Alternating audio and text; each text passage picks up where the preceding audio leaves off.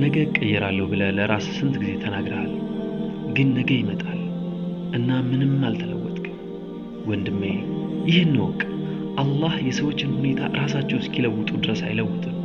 إن الله لا يغير ما بقوم حتى يغيروا ما بأنفسهم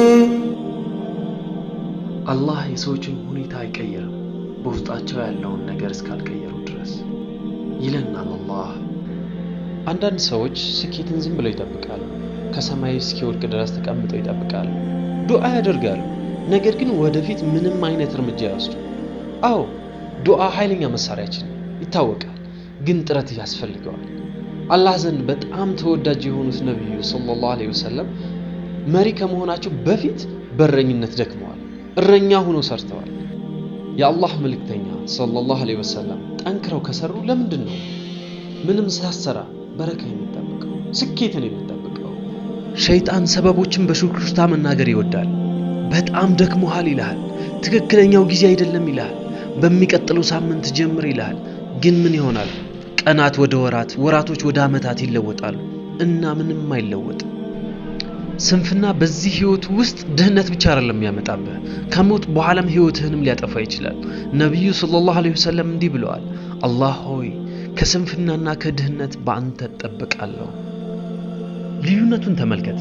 ጥረት የሚያደርግ ሰው የአላህ ጸጋ ነው። ነብዩ ሰለላሁ ዐለይሂ ወሰለም እንዲህ ብለዋል፣ ከደካማው አማኝ ይልቅ ጠንካራው ሙእሚን በአላህ ዘንድ በላጭና የተወደደ ነው ይሉናል። እውነተኛ ተወኩል በአላህ ላይ መታመን ብሎ ማለት በአላህ እቅድ እያመንክ ጠንክረህ ስትሰራ ነው። መርየም አለይሂ ሰላም እንኳን ሳይቀር የተመዱን ዛፍ እንድታንቀጠቅጠው ታዛለች ምግብ ለማግኘት። አላህ ያለ ድካም ምግብ ሊሰጣት ይችል ነበር እኮ፣ ነገር ግን እንድትሰራ አዘዛት። ምርጫው ያንተ ነው ወንድሜ። ሰበብ እየፈጠሩ ባለህበት መቆየት ትችላለህ፣ ወይንም ደግሞ እርምጃ ወስደህ በአላህ ታምነህ ጠንክረህ ትሰራለህ።